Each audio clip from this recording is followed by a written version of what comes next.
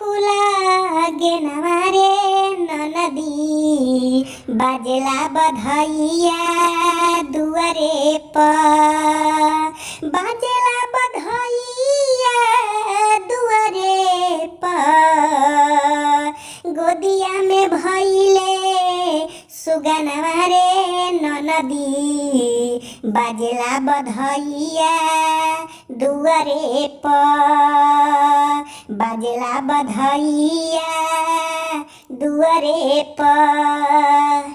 दुआरा बोला के ससुर लवंडा नचावे, अंगने में सासू जी सोहर गवावे, अंगने में सासू जी सोहर गवावे। नन्हा मुन्हा अइले ललनवा रे ननदी, नन्हा मुन्हा अइले ललनवा रे ननदी, बाजेला बधैया दुआरे पर। अरे अंगने में फूले फूला गेनवा रे ननदी, बाजेला बधैया दुआरे पर।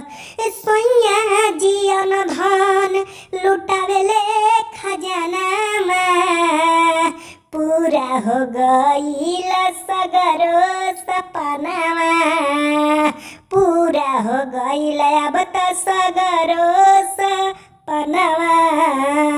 गाँव भर करावेले भोजनवा रे ननदी, बाजेला बधैया दुआरे पर।